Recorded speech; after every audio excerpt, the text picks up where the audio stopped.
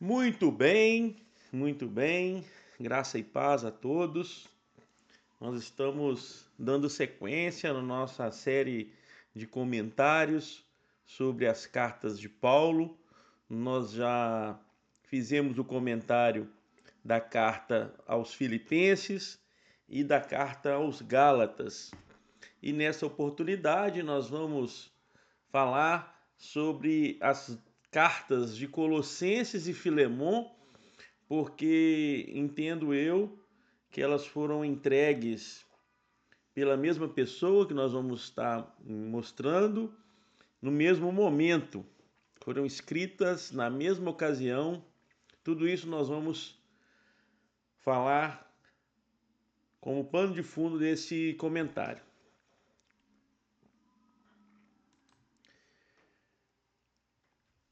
As cartas de Filemon e Colossenses, elas estão num conjunto de cartas chamada Cartas da Prisão. Lá em Atos 28, no verso 30, Lucas registra que depois de sair de Jerusalém, toda aquela saga que Paulo viveu, com o objetivo de ir até Roma para poder ser julgado pelo imperador, já que ele era um cidadão romano, ele enfrentou naufrágio, ficou em Malta um tempo, até chegar em Roma. E lá no último verso, né?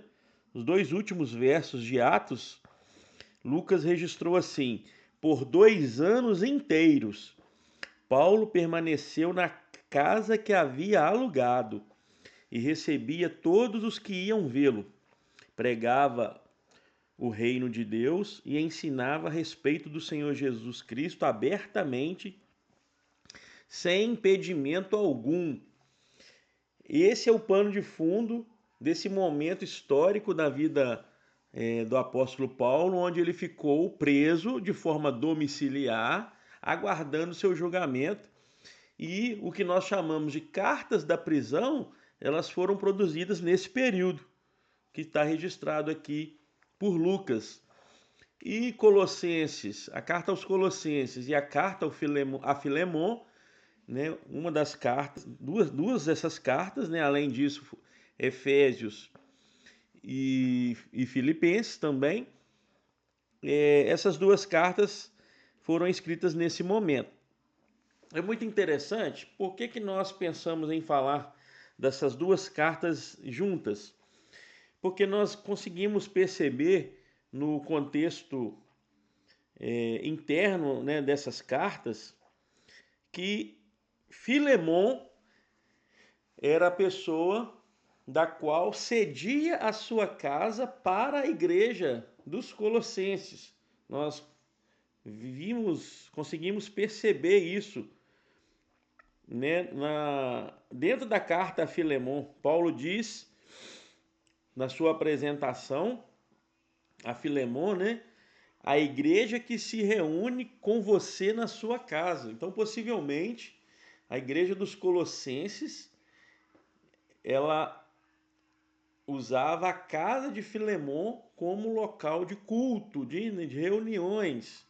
Interessante também que quando Paulo ele vai finalizar a carta aos Colossenses, ele menciona uma pessoa e essa pessoa é filho de Filemon, Arquipo.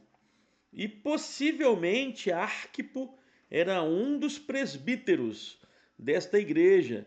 E Arquipo, ele é incentivado por Paulo a cumprir o seu ministério. Muito interessante esses detalhes e nós vamos estar comentando aqui. Então vamos lá. Por que então a carta aos Colossenses? Como que essa igreja nasceu? Segundo alguns comentaristas, e nós sabemos disso pelas informações que Paulo nos dá, Paulo não passou em Colossos. O que nós conseguimos entender é que no período de tempo em que Paulo ficou em Éfeso, que era a capital da Ásia Menor, Paulo ficou lá por 3 anos. E nesse período, através da pregação do evangelho em Éfeso, possivelmente pessoas de Colossos creram no Senhor Jesus, tais como Epáfras, que nós vamos mencionar essa pessoa, Filemon e a sua família. A partir então, Epáfras é um ministro de Deus que volta para sua cidade e estabelece junto de Filemon essa igreja em Colossos, na casa de Filemon. Os comentaristas têm esse raciocínio como bem comum da possibilidade disso ter acontecido.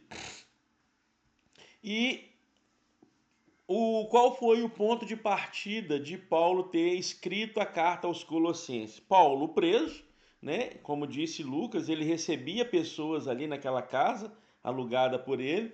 Então Epáfras, ele sai de Colossos e vai até Paulo visitá-lo e leva consigo informações de questões que estavam acontecendo lá na igreja dos Colossenses. Algo sério estava acontecendo ali naquela igreja. Os irmãos colossenses estavam enfrentando uma perseguição ideológica, filosófica. Esses judeus que sempre estão perseguindo o evangelho, os judeus radicais, que aconteceu isso também lá com os filipenses, aconteceu isso com os gálatas, também estava acontecendo isso com os irmãos de Colossos. Além dos judeus, com a sua tentativa de reforçar a questão das práticas da lei, o que estava acontecendo também era uma mistura de judaísmo com filosofias gregas. Uma filosofia que a gente pode entender que Paulo estava refutando ali era o ascetismo, né? Ascetismo era uma prática filosófica da época de Paulo. Então, quando Paulo escreve a carta aos Colossenses, a gente consegue perceber que havia na igreja dos Colossenses essa tentativa de fazer aqueles irmãos praticarem, por exemplo, adoração a anjos, praticarem diferenciação de dias, o ascetismo que eu citei, né? O asceta, ele é privado de alguma comida, ele é privado de alguma bebida. Tudo isso estava acontecendo na igreja de Colossos e possivelmente a gente consegue perceber que por influência de judeus radicais que estavam trazendo essa mistura. E como é que Paulo combate, rebate essas ideias? O capítulo 1 dessa carta é muito interessante porque Paulo vai usar uma música, um poema, falando sobre a pessoa e a supremacia de Cristo. Ele diz o seguinte, por isso que a gente consegue entender esses pontos que eu já citei. Sobre Jesus, Paulo diz: ele é a imagem do Deus invisível, o primogênito sobre toda a criação, pois por meio dele foram criadas todas as coisas, nos céus e na terra, as visíveis e as invisíveis, sejam tronos, sejam soberanias, quer poderes, quer autoridades, todas as coisas foram criadas por ele e para ele. Ele é antes de todas as coisas e por meio dele tudo subsiste. Ele é a cabeça do corpo, que é a igreja. É o princípio e o primogênito dentre os mortos, para que em tudo tenha a supremacia, pois foi do agrado de Deus que nele habitasse toda a plenitude e por meio dele reconciliasse consigo todas as coisas, tanto as que estão na terra quanto as que estão nos céus, estabelecendo a paz por meio do seu sangue derramado na cruz. Então, Paulo inicia o seu argumento de defesa a essas filosofias e a essa tentativa de pressão do judaísmo contra aqueles irmãos gentios de Colossos, falando sobre a pessoa de Jesus, que é o início e base de tudo. Quis Deus fazer isso pela sua palavra. Tudo subsiste através de Jesus. Ele é a imagem do Deus invisível. Ele é o primogênito de toda a criação. Então, com base nesse argumento, já combatendo as ideias que ali estavam sendo difundidas, que Epáfras anunciou para Paulo, porque a questão era, os colossenses estavam sendo tentados, além de crer em Jesus, também crer nessas falácias.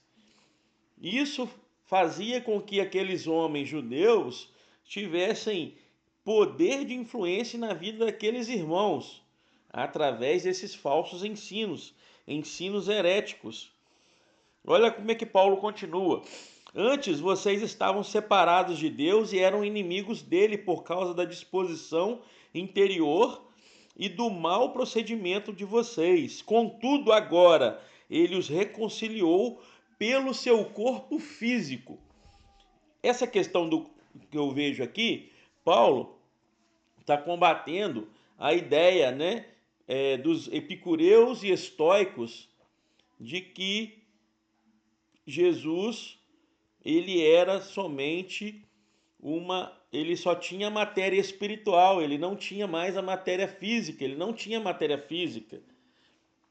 Porque tanto essa filosofia, os epicureus e os estoicos, não cria que houvesse coisa boa na matéria, na carne, que as coisas boas eram somente espirituais.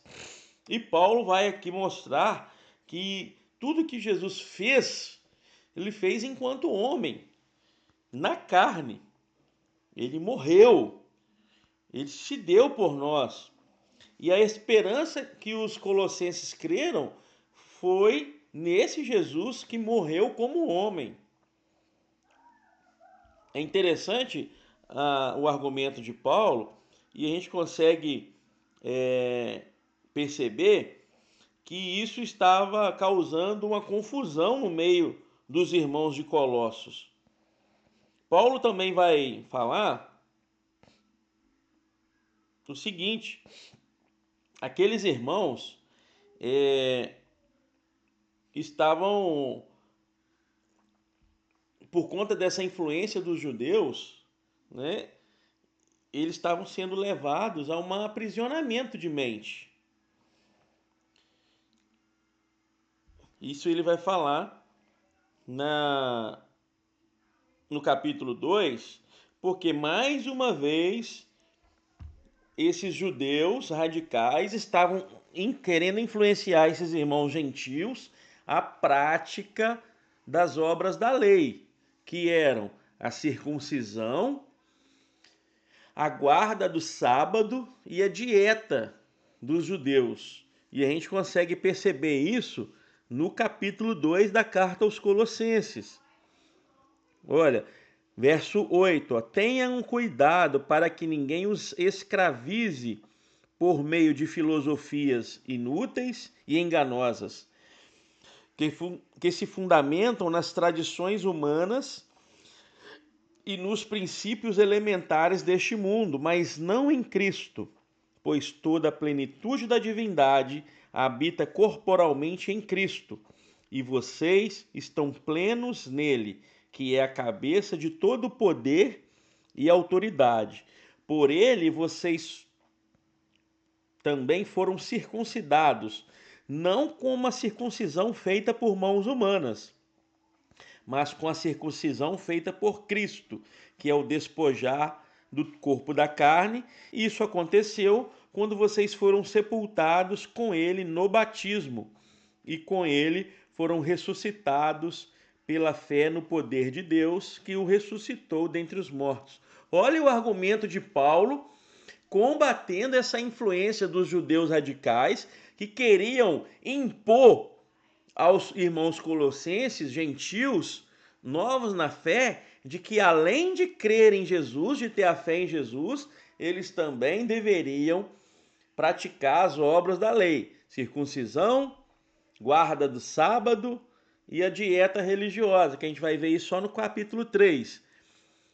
Igual estava acontecendo lá, igual aconteceu lá com os irmãos de Gálatas. Olha que interessante. Paulo combateu isso por várias cartas. O capítulo 3, o capítulo 2 ainda, né, que Paulo vai mencionar sobre essas questões que são passageiras.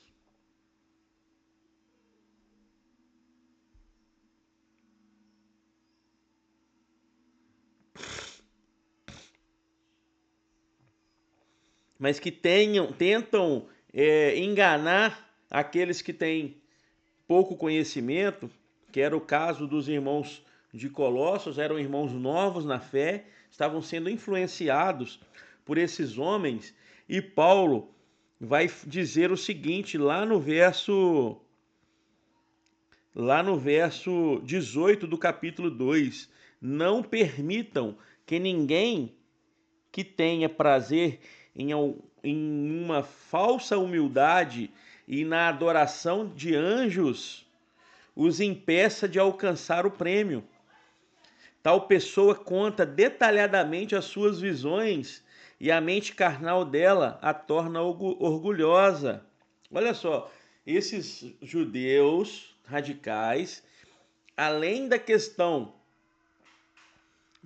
das obras da lei que eles estavam tentando enfiar a goela abaixo dos irmãos de Colossos, além da questão da adoração de anjos, que eles estavam ensinando essa heresia aos irmãos de Colossos, além da questão da filosofia dos epicureus, estoicos e o ascetismo, que a gente consegue perceber aqui nesses argumentos de Paulo, esses judeus causando essa salada mista de heresias na vida dos irmãos colossenses,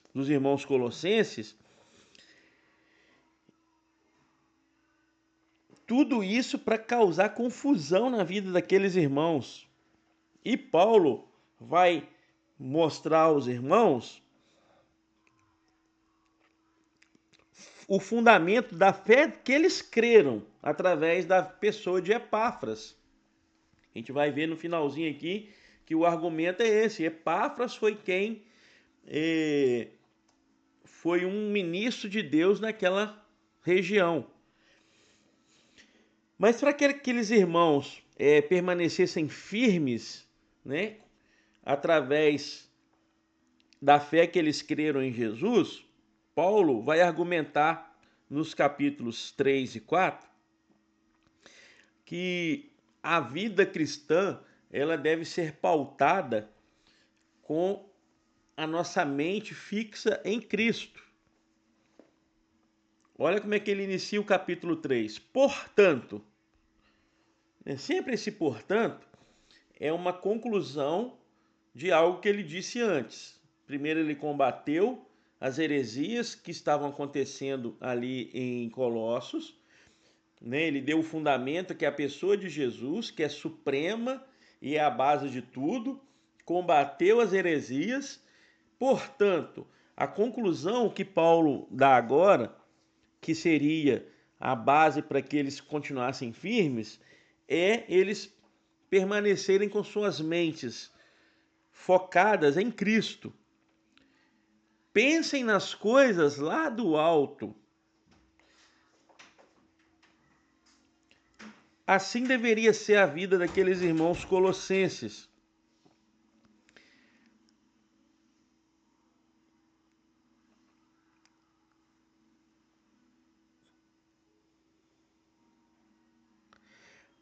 Interessante que a forma que Paulo vai falar com esses irmãos,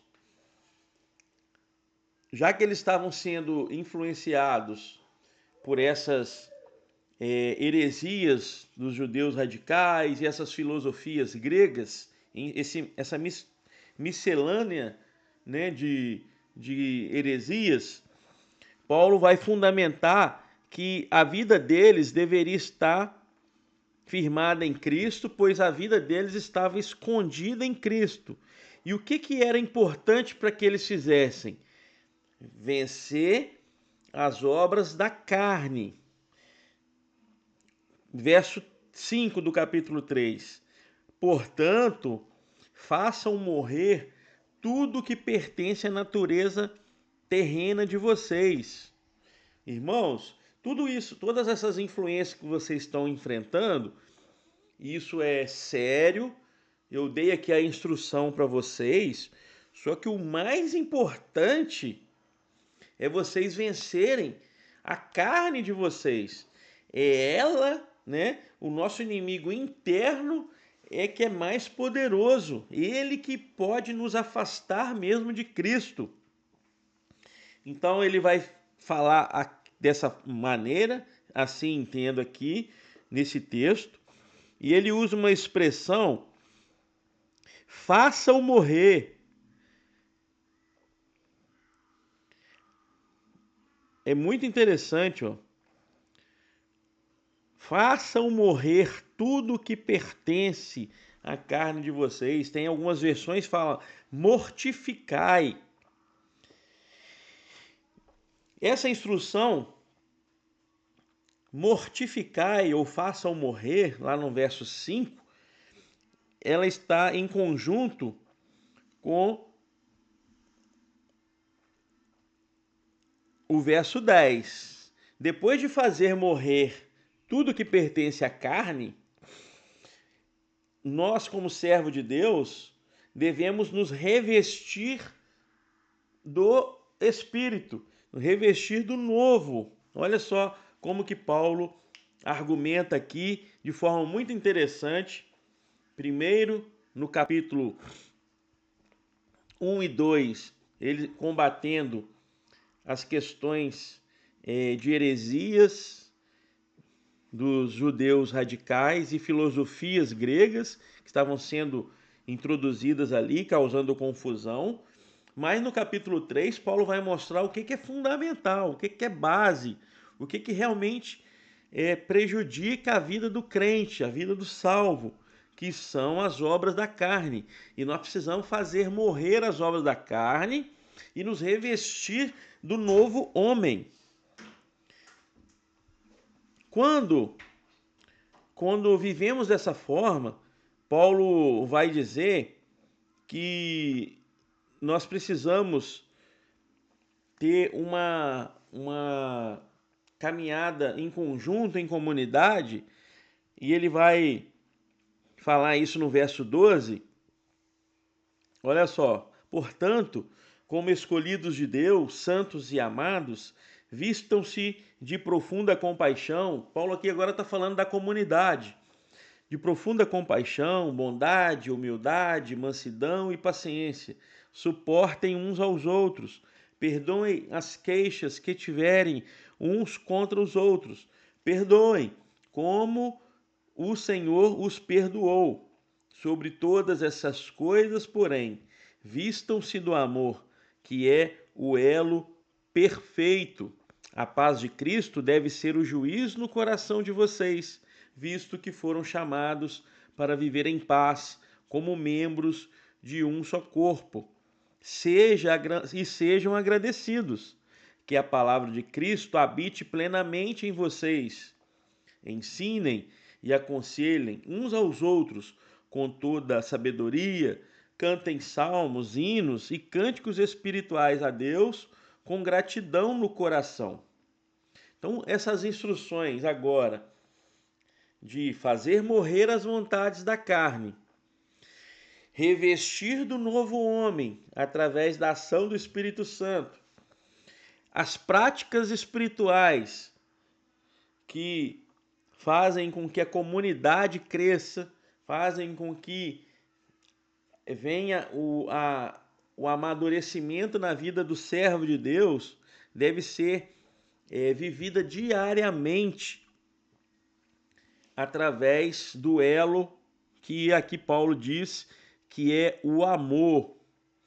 Aí Paulo começa a dar instruções e nós vamos ver que essas instruções que Paulo deu aqui aos irmãos colossenses, elas são replicadas na carta aos Efésios, que ainda nós vamos comentar sobre a carta aos Efésios.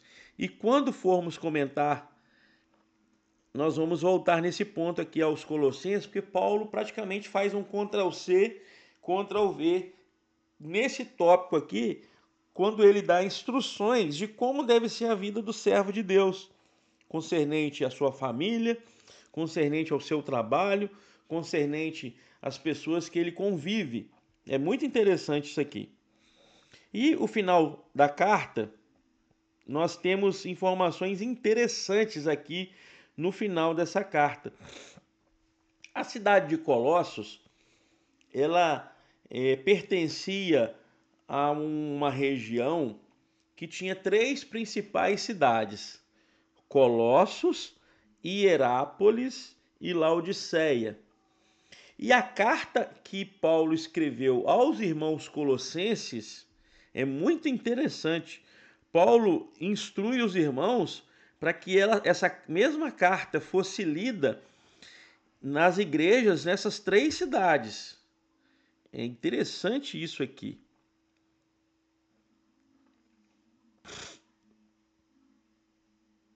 Quer ver? Lá no finalzinho,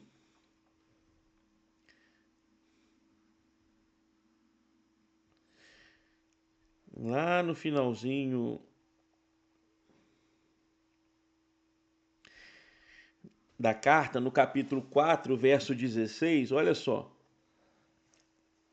Depois que esta carta for lida entre vocês, façam que também a carta seja lida na igreja dos Laodicenses, e que vocês igualmente leiam a carta de Laodiceia. Isso é muito interessante. Nós não temos no nosso cânon a carta de Laodiceia. Ela se perdeu, providência de Deus. Mas nós sabemos que Paulo escreveu uma carta para a igreja de Laodiceia.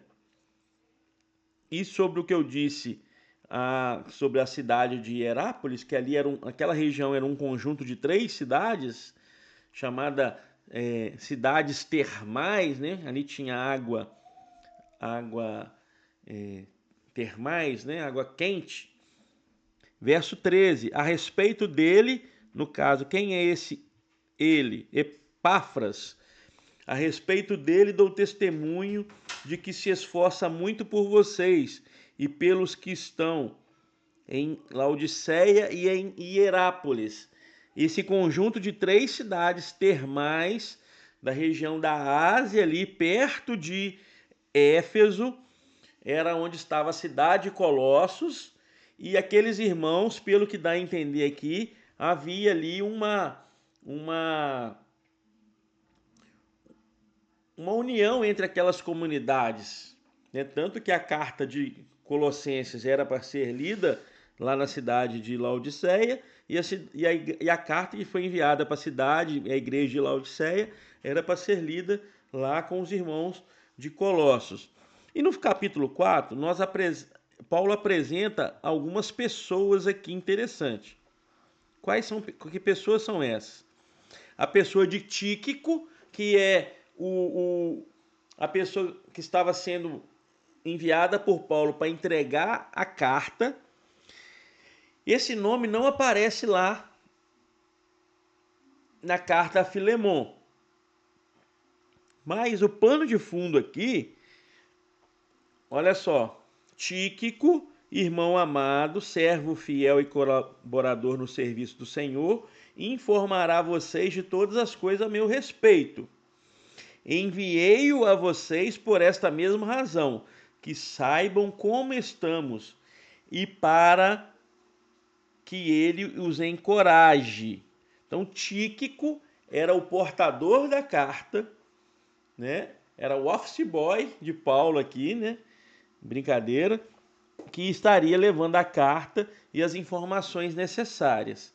Uma segunda pessoa que aparece aqui na carta aos Colossenses, ela também aparece na carta a Filemon, e essa pessoa é o ponto central do motivo que fez Paulo escrever a carta a Filemon, que é a pessoa de Onésimo.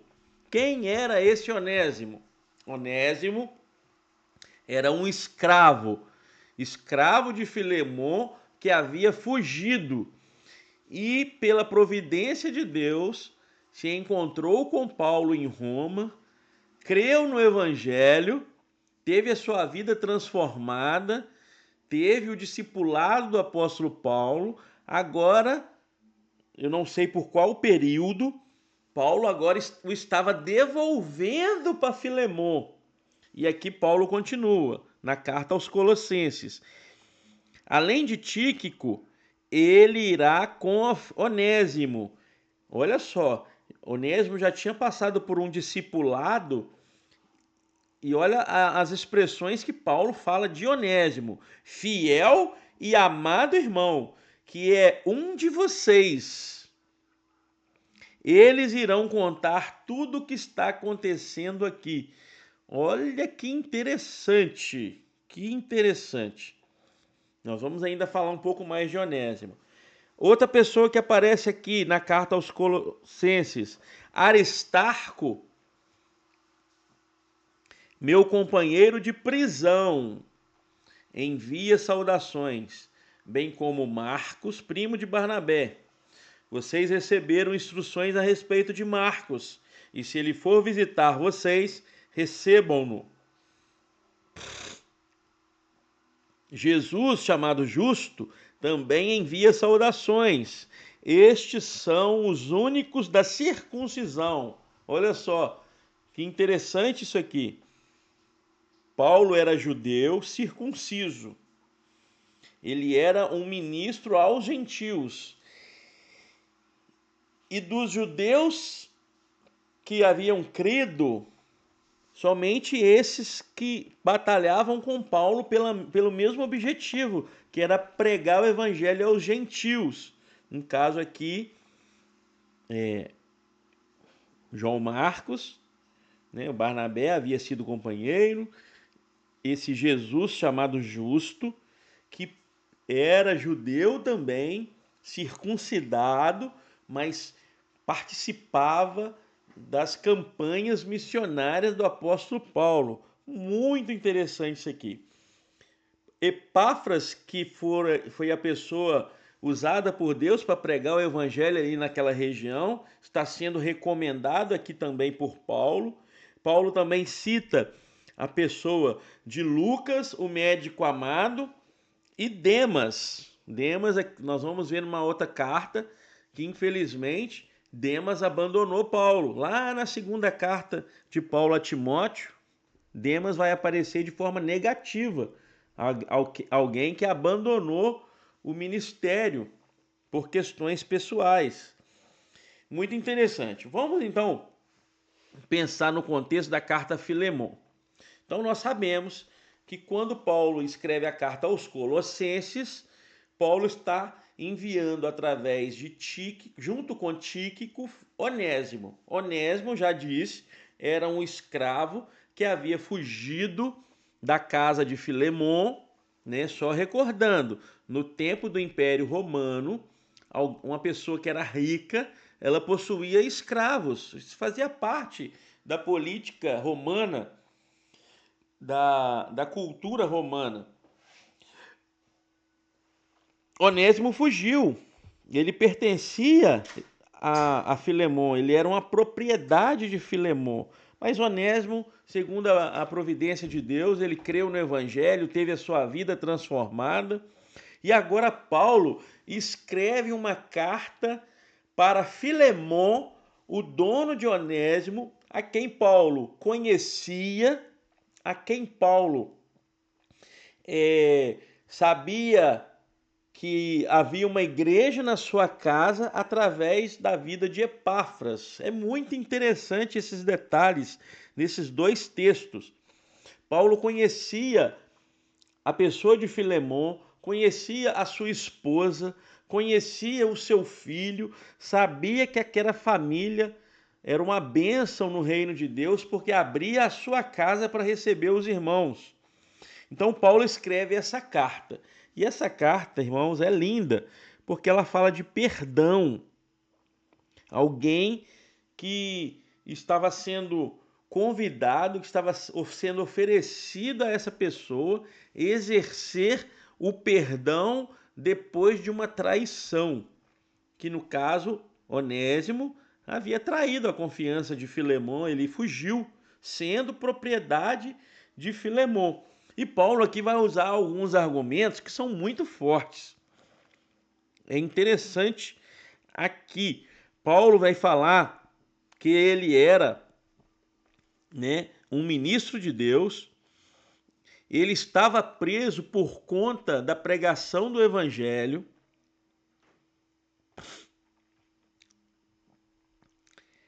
Essa é a base, da sua argumentação aqui com Filemon. Mas antes de falar disso, Paulo vai fazer um elogio à pessoa de Filemon. Olha só. Sempre dou graças ao meu Deus, lembrando-me de vocês, de você, Filemon, nas minhas orações. Paulo conhecia Filemon, porque ouço falar da sua fé no Senhor Jesus e do seu amor por todos os santos. Oro para que a comunhão que procede da sua fé seja eficaz no pleno conhecimento de todo o bem que compartilhamos em Cristo. O seu amor me tem dado grande alegria e consolação, porque você, irmão, tem reanimado o coração dos santos. Olha só, Paulo estava elogiando Filemon porque ele, sendo uma pessoa próspera, uma pessoa rica, abria as portas da sua casa para receber a igreja do Senhor Jesus. E isso alegrava muito a pessoa do apóstolo Paulo. E com base nisso, no amor de Filemon que ele expressava, aí Paulo vai argumentar qual era o objetivo da carta. É muito interessante a forma bela que Paulo formatava a sua ideia escrita. Por isso mesmo, tendo em Cristo plena liberdade para ordenar que você cumpra o seu dever. Qual era o dever do dono, da propriedade, que era um escravo? Já que esse escravo estava voltando para casa, era recebê-lo. Nós sabemos, nós gostamos muito de filmes e séries, os romanos tratavam muito mal, eram poucos que tratavam bem os escravos. Os escravos eram objeto. Só que aqui Paulo vai falar algo interessante. Onésimo agora não era só mais uma propriedade de Filemon. Esse é um argumento interessante que a gente vai ver aqui. Onésimo agora era um irmão em Cristo. Era um irmão em Cristo. E Paulo vai falar que, olha que interessante. O Filemon, eu tenho, Filemon, autoridade para ordenar que você receba Onésimo. Mas eu não vou fazer isso. Com base no seu amor, que eu conheço o seu amor, sei que você tem esse amor pela obra de Deus e pelo reino de Deus, eu vou me valer do seu amor. Receba Onésimo. Quem está pedindo sou eu, Paulo. Olha o verso 9. Eu, Paulo, já velho e prisioneiro de Cristo Jesus, eu suplico em favor do meu filho Onésimo, que gerei enquanto estava preso. Que história fantástica, digna de um filme. Digna de um filme. Suplico em favor do meu filho Onésimo. Antes ele era inútil para você. Inútil porque ele fugiu, ele abandonou. Interessante que, né, com base nos filmes, na história, a gente sabe que o escravo ele tinha uma marca do seu dono, do seu senhor. Antes ele era inútil para você, mas agora ele é útil, tanto para você quanto para mim. Eu o envio de volta a você como se o fosse do meu próprio coração. Gostaria de mantê-lo comigo, para que me servisse no seu lugar, enquanto estou preso por causa do Evangelho. No entanto, não quis fazer nada sem a sua permissão. Talvez ele tenha sido separado de você por algum tempo, para que você o tivesse de volta para sempre, não mais como escravo. Olha a argumentação de Paulo. Mas muito além de escravo, como um irmão amado. Ele é para mim um irmão muito amado, mas para você ainda mais, tanto como homem quanto como irmão no Senhor. Interessante demais a argumentação do apóstolo Paulo, não exigindo nada, mas com base no amor que ele sabia que Filemon tinha pelo reino de Deus, pela obra de Deus. Paulo faz esse pedido: receba Onésimo, não como sua propriedade, como escravo, mas como irmão. E aqui Paulo agora faz o último argumento do seu apelo. Assim, se você me considera,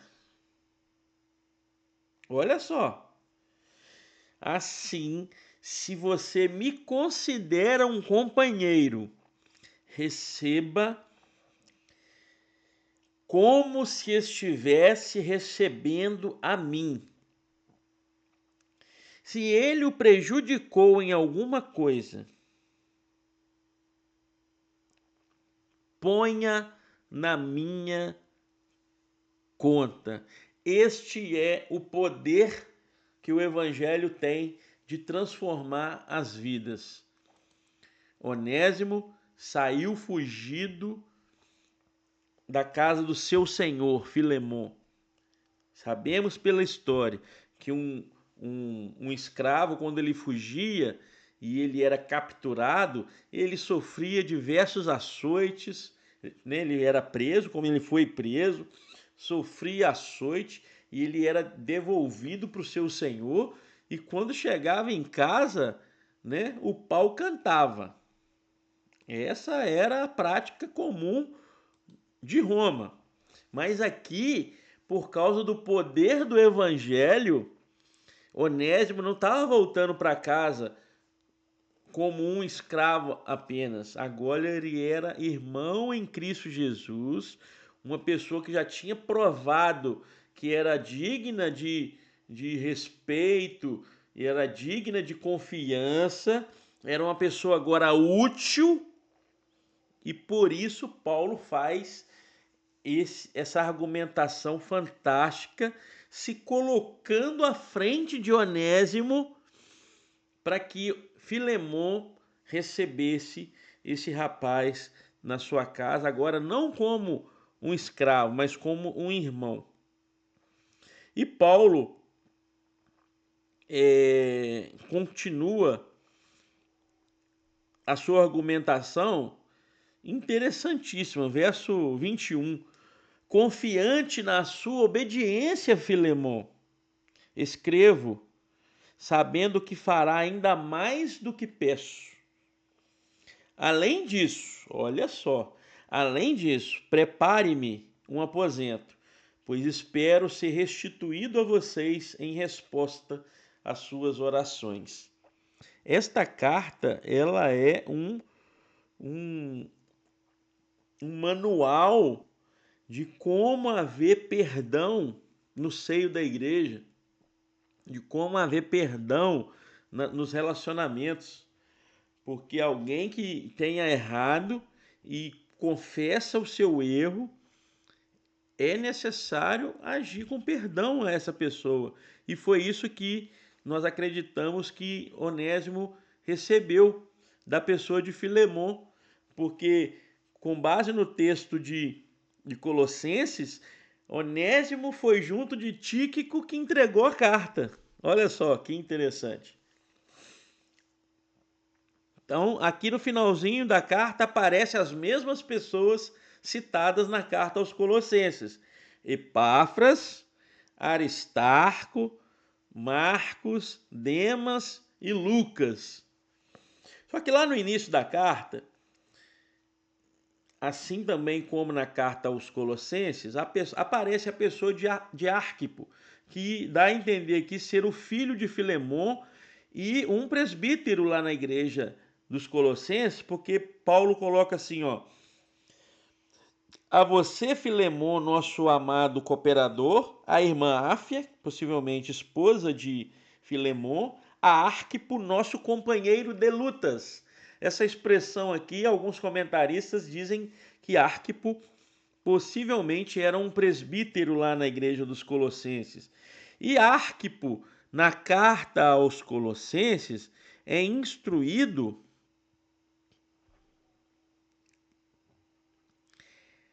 a não abandonar o seu ministério. Então, possivelmente esse argumento era o que, olha só, digam a Arquipo, verso 17 do capítulo 4, procure cumprir o ministério que você recebeu do Senhor. Então, Arquipo estava balançado ali por alguma situação que estava acontecendo na sua vida. Não sei se por influência dos judeus radicais e as suas heresias, não sei por qual motivo, mas Arquipo estava balançado ali em cumprir o seu ministério. Muito bem, irmãos, essas duas cartas em conjunto, nós extrapolamos um pouco o tempo aí. Nosso objetivo é sempre falar entre 30 minutos, mas agora, por conta de ser duas cartas, extrapolou um pouquinho aí, 47 minutos de vídeo, mas que acho que trouxe um pouco de instrução, contexto, a mensagem das duas cartas que trazem um ensino para nós e aplicação para a nossa vida, né? Tanto na carta aos Colossenses, sobre como realmente devemos viver para agradar o nosso Senhor, lutando contra as obras da carne, que querem fazer que a nossa vida fique aquém da vontade de Deus. Contra isso, nós precisamos viver, né, revestidos através do poder do Espírito Santo. E a carta a Filemon, que é uma carta que fala basicamente de perdão e como nós precisamos exercer essa disciplina espiritual que é o perdão. Que Deus nos abençoe.